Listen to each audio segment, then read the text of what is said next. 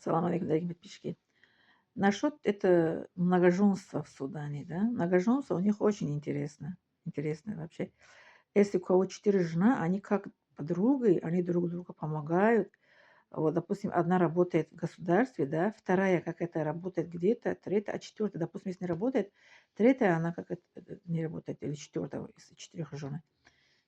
Если двое не работают, а одна домашняя, это дело, как это делает. А четвертое, как это дети отвезут в школу, в это в садики. Но они отдельно живут. Но они все в одном доме не живут. Они отдельно живут, но они как это сестры, они друг друга уважают. Многоженства у них очень мало, очень мало. Не то, что каждый это женится. Очень мало кто многоженца, 4 жены. И двое тоже, трое. А вот потому что у них это жениться очень сложно. У них махар очень дорого стоит. Дорогой махар у них, да. Потому что у них после замужем девушка не живет с этой свекр, свекров. Отдельно они живут. Да. Либо снимает он квартиру, либо купит. Поэтому поздно они женятся. 30 с чем-то лет потом женится мальчик. Девчонка тоже поздно выходит замуж. Они свадьбу сыграют это у мамы или на ресторан. Они все это как присутствуют, подарки дарят. Но они это первобрачная ночь у них это проходит это в гостинице. Потом после первобрачной ночи, ну, где-то они недели побывают, это, ну, как это медовый месяц, да, допустим, неделя или как 10 дней, или кто-то уезжает за границу, до этого, того, что поехать это медовый месяц, все они дома готовят, квартиры, которые снимают, или квартиры, которые они покупали, приезжают прямо в свои квартиры. Они не живут со своим родителем. Не живут. Это, они, это, у них Малике, у Масаб Малике, у них это такое правило, что женщина Масаб Малике для постели, да, женщина у них не должна как это уставать, да, что она не устала, что она сила, энергия это у нее сохранилась для постела. Да.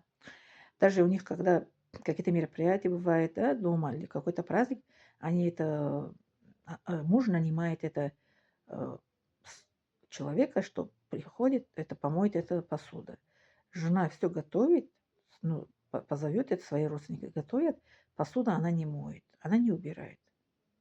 Он нанимает это, посуда убирает, все убирает и помоет полы, все помоет, это который человек, который они нанимали. Как это по часам, да? Это как это частно. Даже, как сказать, по праздникам, когда они убирают дома, да, жены у них не убирают, они как это человека зовет.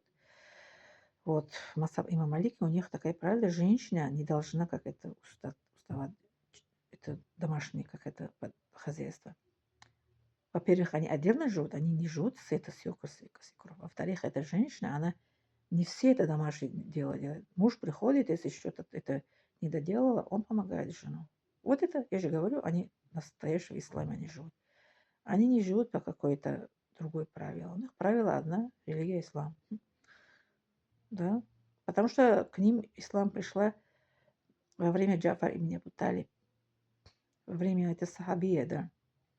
После смерти пророка, но во время сахаби, это сподвижником, это Джафар ибн Аби Талиб, это Джафар, это двоюродный брат наш пророк Мухаммад, саллаллаху салам, в его это время ислам пришел это сюда, поэтому они уже давно, как это чисто, они как это живут. У них, я же говорю, женщина у них это не готовит, это когда мероприятие, что несколько разные это еды она готовила. Не,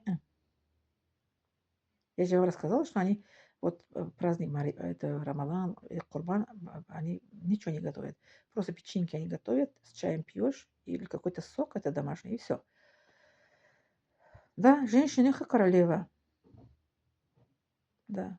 У них женщина в их это Масхаб это Малике, женщина для постел. Что она как это мужу как служила, это, ну, как это, ну, извините, это интимным, да, жизни. Что с ребенком она время больше проводила, и ребенку любовь дала, и мужу как любовь дала. А вот что готовить, то, ну, ежедневно это она готовит для мужа, да. Ежедневно она как это готовит для мужа, ну, не 2-3 это еда. Только одну еду она готовит. Вот, а еще, которая меня провожала в аэропорту, она рассказывала, что она много не готовит для мужа. Одно готовит, а второе, если муж хочет, сам приезжает, сам готовит. Много еды они не готовят, много они не кушают. Они живут, как это, жизнь пророк Мухаммад салам. Малоежки они, да. А посуда, когда она моет, муж тоже помогает, она рассказала. Помоет с ней посуду, чтобы ты не устала, он говорит ей. Да. Вот так. Дети вместе, они как это воспитывают. Они вместе гуляют, это в парк. Ночью. У них это парк, это вечером они гуляют, потому что днем жара, ночью это прохладно, чуть ночь они, это парк, у них ночь работает. Днем мало народа, а ночь они до 9 ночи. До 9 у них это парк, все это можно. После 9 движение запрещено у них. Ну, всем запрещено. Только тех, которые это ездят на дорогу, они проверяют полицейских, куда едешь. Только кто уезжает, скорая помощь, вот такие. Кроме этого, никто не имеет права после 9 находиться на улице. Что детям, что взрослым. Вот так. Спасибо за внимание.